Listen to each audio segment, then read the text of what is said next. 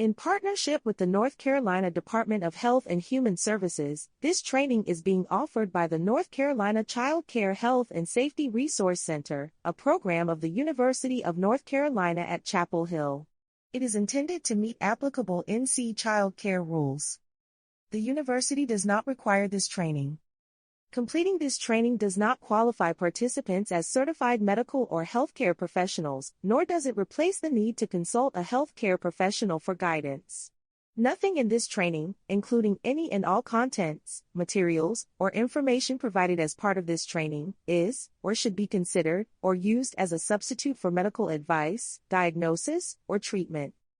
Never disregard or avoid professional medical advice or delay in seeking it because of something you have read, heard, or seen as part of this training. Contact a child care health consultant for implementation guidance. Note, this training is not the Infant-Toddler Safe Sleep and SIDS Risk Reduction in Child Care, known as its SIDS, training that is required for anyone that provides care in an infant room. In this training you will learn background information on sudden infant death syndrome, known as SIDS, and accidental suffocation and strangulation in bed. This will likely be one of the most difficult events anyone may have to face in their career, and this topic is a very sensitive one for many people. However, it is also very important. By better understanding these events, their risk factors, and best practices for prevention, both you and the early educators you work with can play a major role in keeping infants safe. SIDS is determined when there are no other causes of death found after a complete medical examination. By definition, it is unexpected. It occurs to a child less than 1 year of age. And it is due to a number of symptoms occurring together. As mentioned, SIDS is a leading cause of death for infants 1 to 12 months old.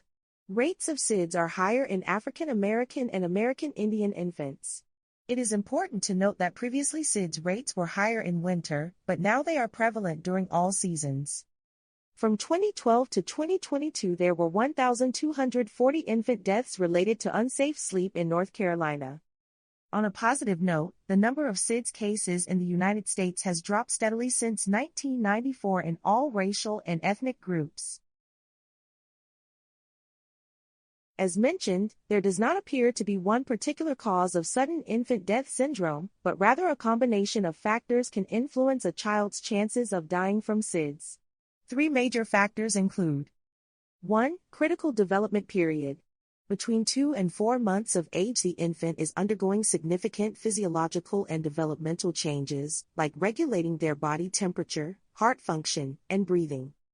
2. Vulnerable infant, such as an infant who has a known or unknown genetic defect or physical problem, for example, an infant whose brain stem is not functioning properly, one who has an undetected heart defect, one who was born prematurely, or one who had low birth weight. 3. External stressors. External stressors are circumstances or events in the infant's environment that puts them at increased risk for SIDS or sleep-related infant death. These external stressors include stomach sleep position, overheating, and secondhand tobacco smoke. Each of these stressors are not believed to solely cause infant death. When there is an overlap among these factors, there is a greater likelihood that SIDS may occur. Caregivers have no control over the vulnerability of the infant or their physical development. However, caregivers can reduce the impact of external stressors on an infant. They can set up a safe sleep environment and follow safe sleep practices to reduce the risk of SIDS. Smoking during pregnancy can lead to prematurity and low birth weight. Both are risk factors for SIDS.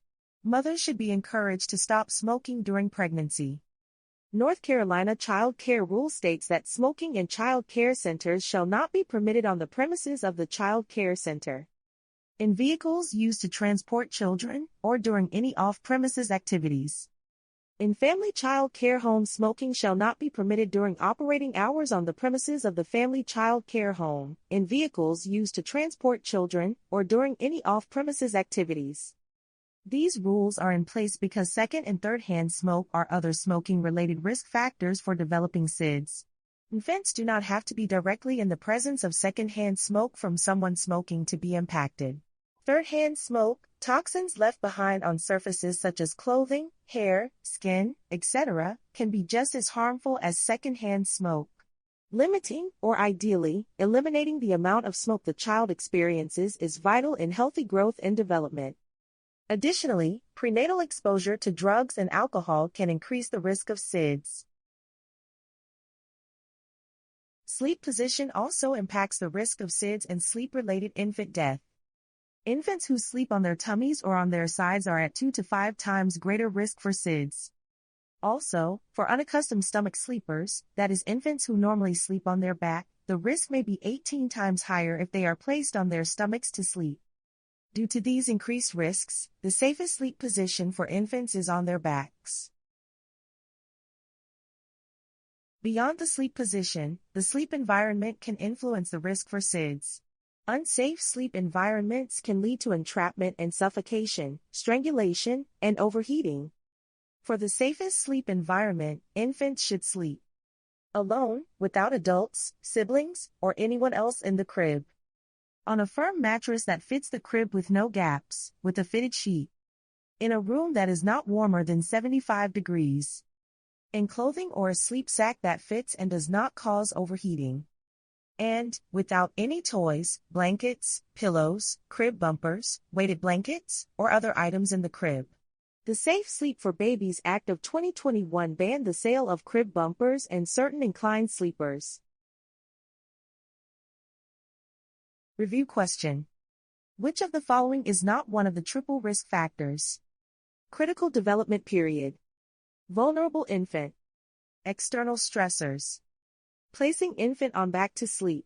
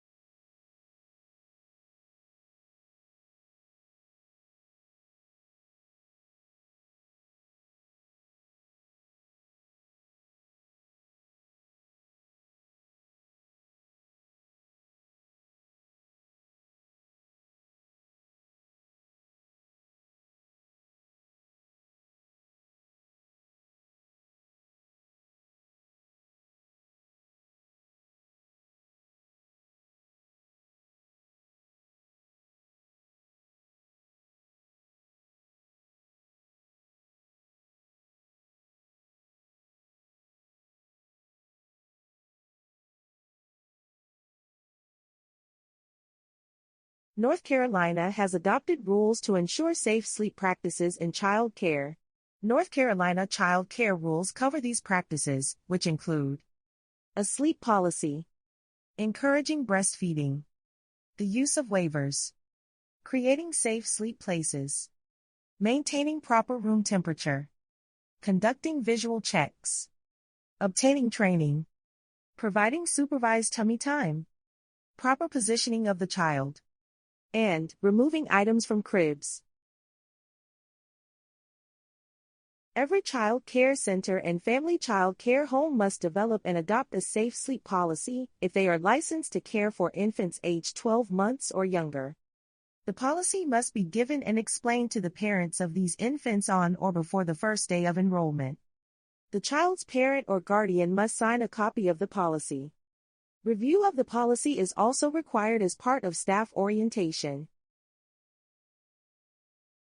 As previously mentioned, all infants must be placed on their backs for sleeping in North Carolina child care centers and family child care homes.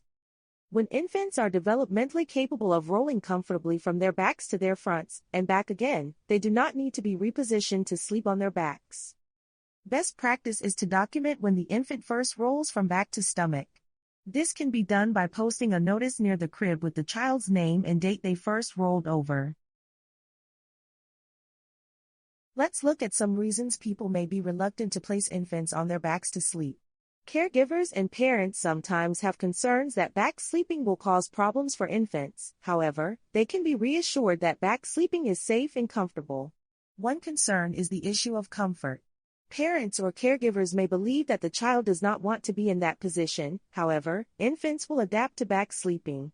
Light sleep may be brought up as an issue, as back sleeping is often associated with lighter sleep. However, this may actually be protective against SIDS. Another issue is the concern over bald spots or a flat head. Both these conditions are temporary, and infants will grow out of them. Supervised tummy time will help prevent this from happening and allow the skull to resume its round shape. Finally, there is a fear among some parents or caregivers of choking. Healthy babies will not choke if they spit up while lying on their backs. Usually the spit up rolls down the side of the baby's face or is re-swallowed. Research shows that there is no increased risk of choking when a baby sleeps on their back. There are two possible exceptions to the rule that infants are to be placed on their backs for sleep. One exception is a valid medical waiver for children birth to 6 months of age or those who require the use of a wedge. This medical waiver can also cover children 6 months to 1 year of age if medically warranted. And a parent waiver, which can be used for infants older than 6 months up to 1 year of age. Parent waivers, however, are not recommended as a best practice. All appropriate waiver forms are listed on the Division of Child Development and Early Education website. Infants are to be placed to sleep in their own crib on a mattress that meets all safety standards.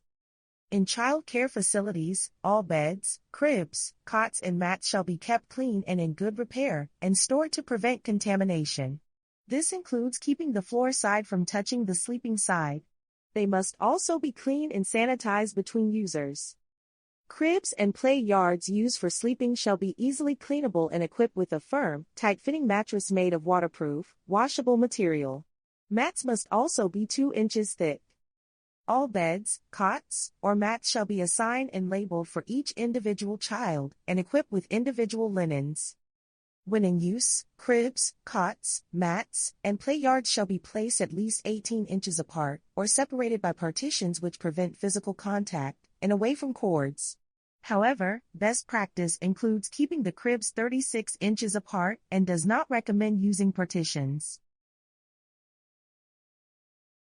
Soft objects, such as pillows, stuffed animals, and toys, along with blankets and crib bumpers are all considered suffocation hazards. No objects are allowed in the crib except a pacifier, and nothing should be placed over the infant's head or face when he or she is laid down to sleep. Also, swaddling is not allowed. This includes items that have the word swaddle in the product name or description. North Carolina child care rules require that visual checks of sleeping infants be conducted every 15 minutes. Visual checks should consist of looking at the child's sleep position, chest to rise and fall, and the color of skin and cheeks. Documentation of these checks must take place on the sleep chart. This documentation must be maintained for 1 month. The safe sleep policy must state how the visual checks are completed. Also, according to the American Academy of Pediatrics, the data is lacking that would support the use of heart rate monitors to reduce risk of death. There is also concern that the use of monitors could lead to complacency with doing visual checks. As mentioned, hotter ambient air temperatures increase the likelihood of SIDS. Because of this, our North Carolina child care rule specifies that the temperature in the room where infants aged 12 months or younger are sleeping should not exceed 75 degrees Fahrenheit. For child care centers, temperature should be kept 65 degrees Fahrenheit to 75 degrees Fahrenheit. Tummy time refers to placing the baby on their stomach to play while they are awake, and someone is watching them. It is required by rule and should be offered 2 to 3 times each day for about 3 to 5 minutes. However, early educators may increase the amount of time as the infant shows he or she enjoys the activity. This provides benefits to the child, including helping to develop muscle control, learning to push up and roll over, and tummy time may play a role in preventing bald spots and flat heads. The NC Resource Center has a sample tummy time policy available, which includes a chart for documenting tummy time on their website. While not required, both the policy and chart provides an opportunity for early educators to strengthen communication amongst their colleagues and the families they serve. As mentioned, this training is an overview of the topic. It is not the full SIDS training. Any child care provider scheduled to work in the infant room must take the multiple-hour SIDS training within 2 months of hire and every 3 years thereafter. Any administrator must take the multiple-hour SIDS training within 90 days of hire and every 3 years thereafter. Breastfeeding an infant, whether or not it is exclusive, is beneficial in reducing SIDS risk. However, exclusive breastfeeding for the first 4 to 6 months has an even stronger protective factor against SIDS. Early educators can encourage this within their facility by providing accommodations for breastfeeding mothers that include comfortable seating, an electrical outlet, and a private location that is not a bathroom. These accommodations are required by law in the event that a breastfeeding mother needs to feed or express milk. In North Carolina, there is an initiative called Breastfeeding Friendly Child Care, which promotes implementation of human milk feeding support in child care settings. To learn more about the initiative or to obtain training, you can visit the NC Child Care Health and Safety Resource Center's website. A tobacco-free sign must be posted at each entrance to the center and in vehicles used to transport children. In centers, the use of tobacco is not permitted on the premises, in vehicles used to transport children, or during any off-premises activities. These rules also apply for family child care homes during any operating hours. Additionally, all smoking materials must be kept in locked storage, and a tobacco-free sign must be posted at each entrance to the center and in vehicles used to transport children. These rules help caregivers set up safe sleep environments, engage in safer sleep caregiving practices, and reinforce safe sleeping messages to parents. There are other research-based best practices to consider that may decrease the likelihood of SIDS. Recent evidence suggests that immunizations may have a protective effect against SIDS. If a parent agrees and the child is willing, the use of a pacifier may help to reduce the risk of SIDS. Do not force the child to use a pacifier, and do not use pacifiers that are attached to infant clothing or stuffed toys. Also, if the pacifier falls out while the child is sleeping, do not attempt to put it back in the child's mouth. Wedges, positioners, or electronic monitors are not proven to reduce the risk of SIDS or suffocation. Many of these products can cause injury or death, especially when used in a baby's sleeping area. Infant CPR and SIDS drills should be practiced every 6 months.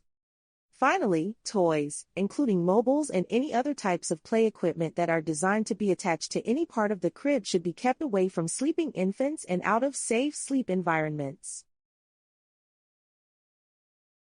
It is also important to consider toddler safe sleep. Sudden unexplained death in childhood is the term used to describe the sudden and unexpected death of a child ages 12 months and older which remains unexplained after a thorough case investigation is conducted. This type of death resembles a SIDS death in every way except the age of the child. It's also a diagnosis of exclusion. Toddler safe sleep includes 1. Developmental readiness. It is important to know that when a child turns 12 months and 1 day, they still might not be developmentally ready for items that are allowed by rule for those older than 12 months. For example, items such as a blanket, loose bedding, and stuffed animal. For this reason, it is encouraged to allow for time for transitioning infants, if feasible with your capacity. 2. Supervising. It is best practice to maintain ratio at all times regardless of how many children are sleeping. And 3. Ongoing risk. Keep in mind that toddlers are still at risk for suffocation, strangulation, and entrapment. For example, cots or mats should not be placed within reach of blinds, cords, or any choking hazard. Review question. Child care laws and rules require providers to place infants in what position to sleep? On their backs. On their sides. In a position of comfort.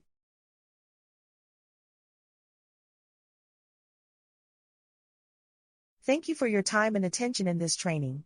Continue on to the activities and post-test. Research shows that breastfeeding offers many benefits for both moms and babies, including reducing the risk of SIDS, sudden infant death syndrome. Babies who are breastfed or fed breast milk are at lower risk for SIDS than babies who were never fed breast milk. The longer a baby is exclusively fed breast milk, the lower the risk. If you bring baby into your bed to feed or comfort, remove all soft items and bedding from the area. If you fall asleep while feeding or comforting baby in an adult bed, put baby back into a separate sleep area that is made for infants, like a crib or bassinet, and that is close to your bed as soon as you wake up. Couches and armchairs can be very dangerous for babies, especially if adults fall asleep as they feed, comfort, or bond with baby while on these surfaces. Be mindful of how tired you are during these times, and avoid these surfaces if you think there's a chance you might fall asleep. Or ask someone to stay with you while you're breastfeeding, to keep you awake, or to place the baby into a safe sleep area if you fall asleep. For more information, visit safetosleep.nichd.nih.gov.